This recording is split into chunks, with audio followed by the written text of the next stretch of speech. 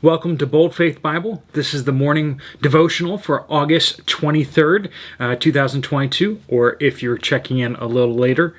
I have been advised by someone I respect very much to make these videos a little bit shorter. So I request that if you want to pray now, before we get started, please hit the pause button and do that. We will jump straight into the study from now on. But if you want to see a model of how to pray before a study, please go back to watch older videos and you can see that and pray along there. All right, let's jump into John chapter 8, starting in verse 30 through 34. As he was saying these things, many believed in him, speaking of Jesus. Then Jesus said to the Jews who had believed in him, "If you continue in my word, you really are my disciples. You will know the truth, and the truth will set you free."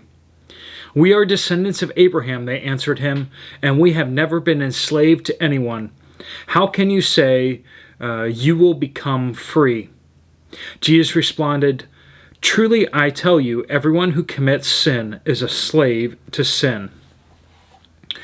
So this is a group of people that have placed their faith, or they say they've placed their faith in Jesus.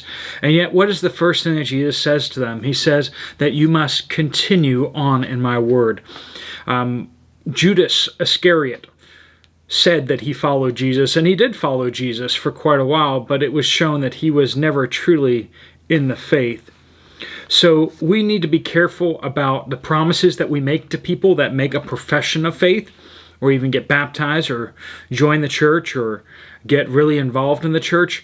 We should always make sure we say something along the lines of this, that if you continue in your walk, if you continue in your relationship with the Lord, then you will give evidence that you truly are saved. I've met far too many people on the streets and talking to people where they say, when I ask them if they're saved, they say yes. And I ask them how they know, and they say, well, I went down this aisle, or a pastor told me I was after I prayed a prayer.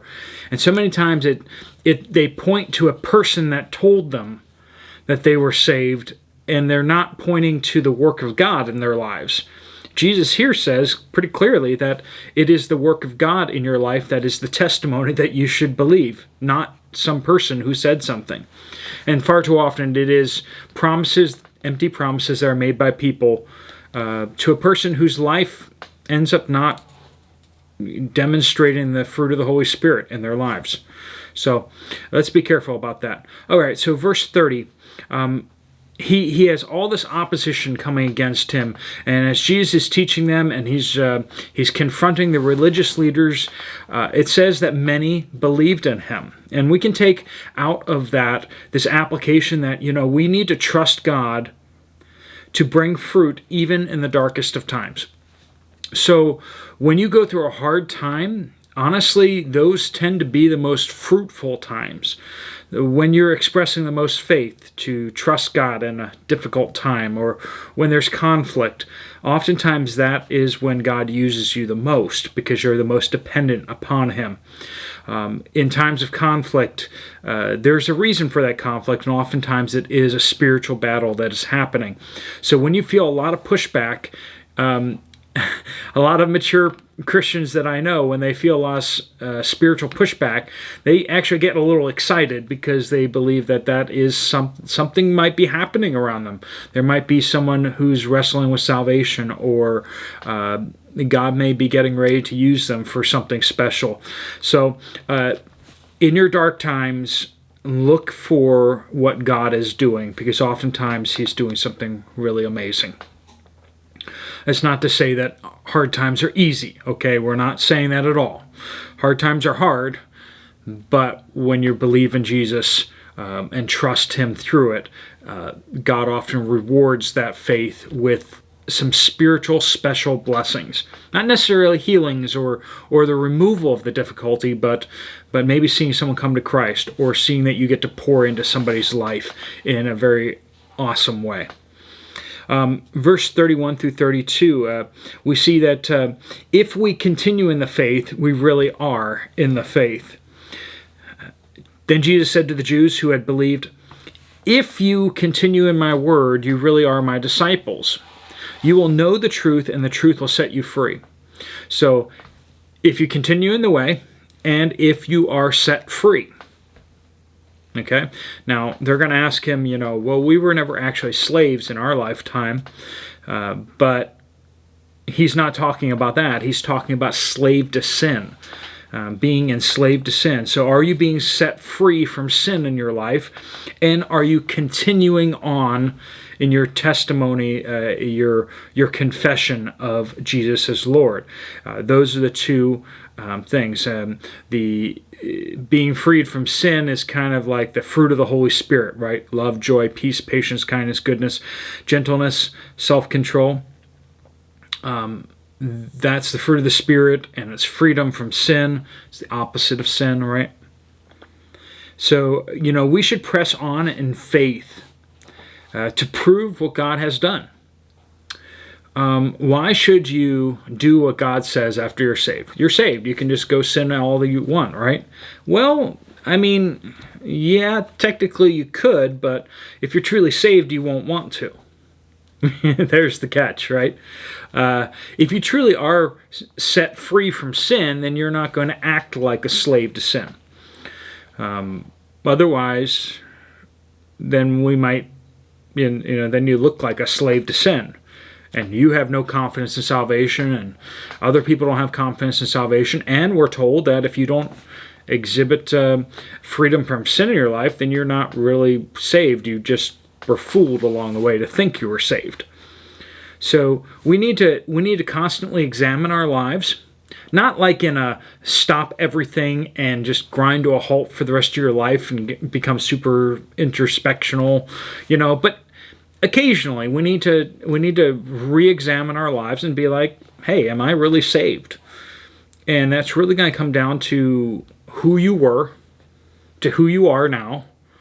Is there a change? Has God really changed you? Are you evidencing not being a slave to sin? It's not to say that you don't sin. It's not to say you don't get stuck in sins. It's not to say you don't fall down and have to keep repenting and get back up again. But, is there progress? If there's not progress, if you're kind of just in the same old loop that you've always been in, then that's not evidence of salvation. And you really don't have much grounds for, hope that you are saved. You need to see the work of God in your life, and you need to keep testifying and confessing that Jesus is Lord, essentially. So if you suddenly stop going to church and you stop being a Christian publicly, and your life is stuck in a cycle of sin, well, are you really saved? And biblically, I'd say that there's very little evidence for it. Is it possible? Yeah. But that's going to evidence itself at some point. God's going to get a hold of you by the scruff of your neck and drag you kicking and screaming into righteousness. So be prepared for that, and it won't be a very comfortable situation. If you truly are saved, God will discipline you. A father disciplines all of his children, and that's not punish, discipline. He will correct you and move into your life to move you towards righteousness. And finally, verse 33 through 34, we see that they didn't see themselves as slaves. They're like, we've always been free. And Jesus is like, no, you were slaves to sin. And maybe you still are. We should understand that sin is slavery. A lot of people kind of want to get away with as much sin as they can while still getting to heaven. No, sin is slavery. You should want to get as far away from that as possible. You should not delight in sin. If you delight in sin, where your treasure is, there your heart will be also. Is your treasure in heaven? Because then your heart will be towards being righteous and walking with God and enjoying the fruit of that relationship with God. If you don't like God and you don't like the things of God and you really want as much of the world as you possibly can, your father is not God. Your father is Satan still.